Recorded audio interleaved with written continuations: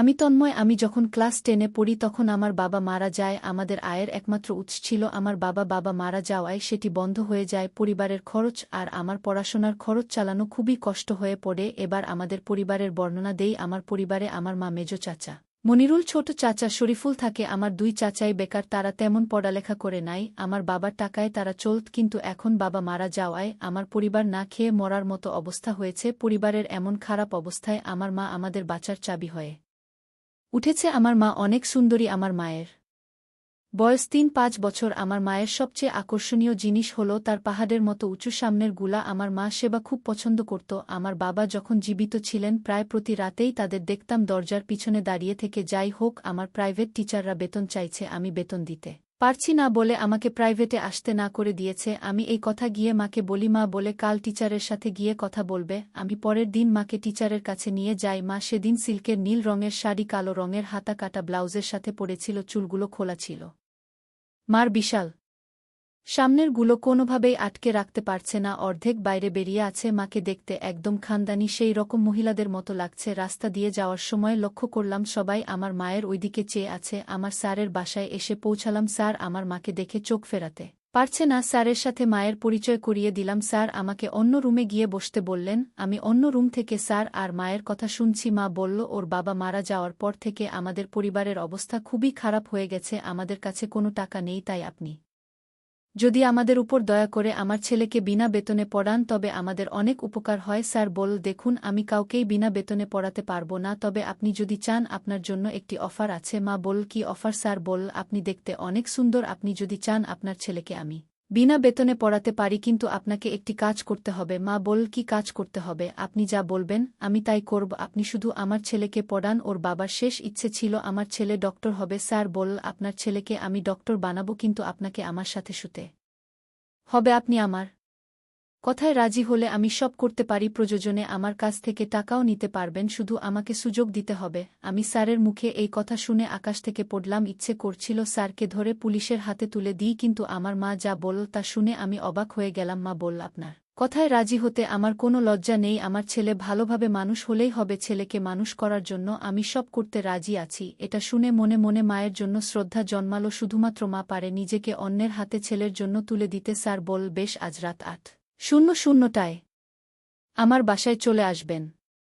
সারারাত আমার সাথে থেকে সকালে টাকা নিয়ে যাবেন। মা খুশি মনে রাজি হয়ে আমাকে ডাক দিল, বলল, স্যার বিনা বেতনে পড়াতে রাজি হয়ে গেছে। আমি কিছু শুনিনি এমন ভাব করে স্যারকে ধন্যবাদ দিলাম আর স্যারের কাছ থেকে বিদায় নিয়ে বাসায় চলে আসলাম। বাসায় এসে আমি রাত 8টার জন্য অপেক্ষা করতে লাগলাম। 8টা বাজতেই দেখি মা সুন্দর করে সেজে গুজে বাইরে যাওয়ার জন্য ঘর থেকে বের হলো। আমি জিজ্ঞেস করতেই মা বলল, এক বন্ধুবীর বাড়িতে অনুষ্ঠান আছে, সেখানে যাচ্ছে। আমি বললাম, কখন ফিরবে? মা বলল, আজকে নাও ফিরতে পারি, কালকে ফিরব। ফ্রিজে খাবার রাখা আছে, বের করে খেয়ে নিস, আর তোর চাচাদের খেতে বলিস। এরপর মা চলে গেল। আমি মায়ের পিছু নিতে লাগলাম। দেখলাম মা স্যারের বাসায় ঢুকলেন। স্যারের বাসা ছিল একতলা। আমি বাইরে দাঁড়িয়ে কাচের জানলার ভেতর দিয়ে দেখছি ভিতরে কি হয়। তার আগে মা আজকে কি পরেছে তার বর্ণনা দিয়ে নেই। মা আজকেও স্লিকের শাড়ি পরেছে, সাথে হাতা কাটা ব্লাউজ, যা একদম সুন্দরী লাগছে। মা হলুদ রঙের শাড়ি আর কালো রঙের ব্লাউজ পরে আছে। স্যার মাকে এক নজরে দেখে যাচ্ছে। মা বলল, শুধু কি দেখেই পেট ভরবেন নাকি কিছু করবেন? স্যার মায়ের জন্য এক গ্লাস ওই পানি ঢেলে মাকে খেতে বললেন। মা এক গ্লাস ওই পানি এক ডোকে খেয়ে নিল। তারপর স্যার মায়ের কাছে গিয়ে মায়ের সামনে হাত দিলেন। এই দৃশ্য দেখে আমার বাবাজি রেগে যায়। তখন আমার আর বুঝতে বাকি রইল না স্যার কেন আমাকে বিনা বেতনে পড়াতে রাজি হলেন। তারপর মা স্যারের কথা মতো স্যারের সেবা করতে লাগলেন। আমি মায়ের এরকম অবস্থা আর দেখতে পারলাম না। পকেট থেকে ফোন বের করে মা আর স্যারের কিছু ছবি তুলে আমি বাসায় চলে আসলাম। বাসায় এসে শুধু মায়ের কথা চিন্তা করছিলাম। মা আর স্যারের যা দেখলাম সেগুলো বিশ্বাস করতে পারছিলাম না। পরের দিন মা বাসায় আসল দুপুর 2টায়। মায়ের হাঁটতে কষ্ট তো হচ্ছিল, মাকে দেখে অনেক ক্লান্ত লাগছে। মা স্নান সেরে আমাদের খাবার দিল। আমি খাবার খেয়ে স্যারের কাছে পড়তে গেলাম। স্যার আমাকে দেখে আমার হাতে 10,000 টাকা দিয়ে বলল, এগুলা তোর মাকে দিবি। আমি জিজ্ঞেস করলাম, এগুলা কিসের টাকা? স্যার বলল, তোর মায়ের উপর খুশি হয়ে তোদের এই টাকা দিলাম। আমি টাকা নিয়ে বাসায় চলে আসলাম। 2 দিন পর আমার মাথায় মায়ের কিভাবে স্যারের মতো সেবা করা যায় শুধু সেটা ঘুরছে। ভাবতে লাগলাম কিভাবে মাকে সেবা করা যায়। ভাবতে ভাবতে হঠাৎ একটা আইডিয়া মাথায় আসলো। আমি রাব্বি ভাইকে ফোন করলাম। রাব্বি ভাই এলাকার বড় নেতা, এলাকার সব কাজ তার দেশেই হয়। রাব্বি ভাই বলিষ্ঠ দেহের অধিকারী, গায়ের রং শ্যামলা, তাকে দেখতে গুন্ডাদের মতো। রাব্বি ভাই আমার বাবার খুব কাছের মানুষ ছিল। বাবা জীবিত থাকা অবস্থায় বাবার সব কাজে রাব্বি ভাই নিজে সাহায্য করত। আমার পরিবারের সাথে রাব্বি ভাই অনেক ভালো ব্যবহার করত ছোটবেলা থেকেই। আমি রাব্বি ভাইদের সাথে অনেক ফ্রি ছিলাম। আমরা দুইজন একসাথে ক্রিকেট খেলতাম। তাকে বিকালে দেখা করতে বললাম। বিকেলে রাব্বি ভাইদের সাথে দেখা করলাম এবং একটা দারুণ প্ল্যান করলাম। রাব্বি ভাইকে ফোনের সব ছবিগুলো দেখিয়ে আম্মুকে ব্ল্যাকমেইল করতে বললাম। আমি রাব্বি ভাইকে পুরা প্ল্যানটা বুঝিয়ে বললাম।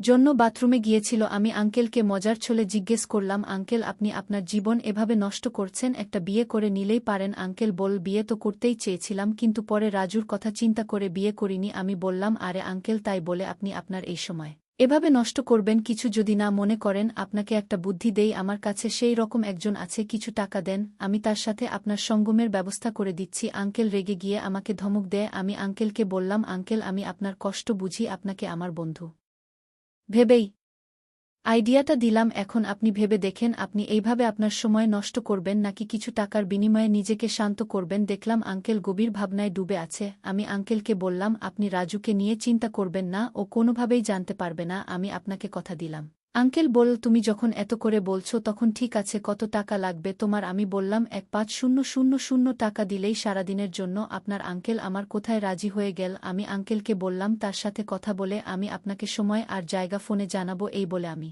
রাজুর বাসা থেকে খুশি মনে চলে আসলাম। আর মনে মনে ভাবলাম, আজ মাকে ভালোভাবে সেবা দেওয়ার পর এই সারপ্রাইজ দিব। সেদিন রাতে খাওয়া দাওয়া শেষে আমি আর মা রুমে এসে দরজা লাগিয়ে দেই। মায়ের রুমে ড্রেসিং টেবিল ছিল। মা ড্রেসিং টেবিলের সামনে গিয়ে দাঁড়াল। আমি হেসে মাকে বললাম, ও মা, তোমাকে একটা কথা বলতে ভুলে গেছিলাম, তোমার জন্য একজন ঠিক করেছি, সারাদিন তার সেবা করবে আর আসার সময় 1,5,000 টাকা নিয়ে চলে আসবা। মা বলল, সাব্বাস বাবা, অনেকদিন ধরে বাইরের মানুষের সেবা করি না। আমি বললাম, রাজুকে তো চিনি, আমার বন্ধু, ওর বাবা তোমাকে দিয়ে সেবা নিতে চায়। আমি বলিনি তুমি আমার মা, আমি তার কাছে তোমাকে অন্য মহিলা বলে পরিচয় দিয়েছি। মা বল, ভালো করেছিস। বাবা তো কখন যাব তার কাছে? আমি বললাম, এই তো সন্ধ্যায় এক হোটেল ভাড়া করে রাখুক, সেখানে সারারাত সে তোমাকে দিয়ে সেবা নিবে। আমি রাজুর বাবাকে ফোন দিয়ে জায়গা আর টাইমের কথা বলে দিলাম। রাজুর বাবা বলল, তার সাথে তার এক বন্ধু থাকবে। আমি জবাব দিলাম, দুজন মিলে সেবা নিলে টাকা ডাবল দিতে হবে। রাজুর বাবা ঠিক আছে বলে রেখে দিল। সেদিন বিকেল বেলা মা রেডি হচ্ছে, আমি মায়ের ঘরে গেলাম। মা আমার সামনে সম্পূর্ণ হয়ে দাঁড়িয়ে আছে। আমি মাকে সিলেক্ট করে দিলাম, আজ কি পরবে মা? আমার কথাম তো রেডি হয়ে নীল। মায়ের ঠোঁটে গাঁট করে লিপস্টিক দেয়া, চুল খোলা। আমি মাকে নিয়ে হোটেলের উদ্দেশ্যে বাসা থেকে বের হলাম। ছোটকা বাসায় ছিল না, আর মেজকাকে বলে গেলাম, আজ এক বন্ধুর বাসায় অনুষ্ঠান আছে, আজ রাতে মা আর আমি কেউই বাড়ি আসুক না, ফ্রিজে সব রান্না করা আছে, খেয়ে নিও। সন্ধ্যা 7টা বাজে। আমি আর মা ট্যাক্সিতে করে হোটেলের দিকে যাচ্ছি। ড্রাইভার বারবার লুকিং গ্লাস দিয়ে মাকে দেখছে, তাকাবে না কেন? গাড়িতে এমন একজন থাকলে রাস্তায় কি আর মন থাকে? আমি ড্রাইভারকে শুনিয়ে শুনিয়ে মাকে বললাম, আমাদের মা ছেলের কান দেখে ড্রাইভারের মুখ দিয়ে জল পড়ছে। কিছুক্ষণের মধ্যেই আমরা হোটেলের কাছে পৌঁছে গেলাম। মার সামনের মাঝখানে টাকা রেখে ড্রাইভারকে বললাম টাকা মায়ের কাছ থেকে নিতে। ড্রাইভার হাত বাড়িয়ে টাকাটা নেয়ার ছেলে একবার দিল। আমরা হোটেলের রুমে ঢুকলাম। রাজুর বাবা আমাদের জন্য বসে আছে। রাজুর বাবা মাকে দেখে হা হয়ে আছে। আমি বললাম, আঙ্কেল আগে পেমেন্ট করে তারপর যা ইচ্ছা তাই করবেন। আর আপনার বন্ধু কই? রাজুর বাবা বলল, ও একটু বাথরুমে গেছে, এখন একটু রাজুর বাবার বর্ণনা দিয়ে নেই। রাজুর বাবার নাম রফিক হাসান, তিনি রিটায়ার্ড আর্মি অফিসার। শ্যামলা বর্ণের 4-5 বছরের এই আর্মি অফিসারের শরীরে যে প্রচুর শক্তি আছে তাতে কোনো সন্দেহ নেই। রফিক সাহেব মাকে নাচতে বললেন। আমি একটা গান প্লে করে দিলাম। মা গানের বিটের তালে তালে নাচা শুরু করল। ঠিক এ সময় বাথরুম থেকে বের হয়ে আসলেন রফিক সাহেবের বন্ধু। তার বন্ধুকে দেখে আমার আর মায়ের চোখ কপালে উঠে গিয়েছে। রফিক সাহেবের বন্ধু আর কেউ নয়, আমার ছোটকাকে দেখে মা তাড়াতাড়ি শাড়ি ঠিক করে নীল। ছোটকা রেগে গিয়ে আমাদের গালি দিতে লাগল। আমি ছোটকাকে বুঝাতে লাগলাম। ছোটকাকে বললাম, মা যদি এসব না করত তাহলে আজ আমাদের পথে বসত হতো। তোমরা তো সারাদিন ঘরে বেকার বসে থাক, কোনো কাজ করো না, তাই মা বাধ্য হয়ে এই রাস্তায় নেমেছে। কাকা দেখলাম আমার কথা শুনে চুপ হয়ে গেছে। আমি মাকে বললাম, মা তুমি তোমার কাজ চালিয়ে যাও। এদিকে রফিক সাহেবের বুঝতে বাকি রইল না যে এটা আমার মা।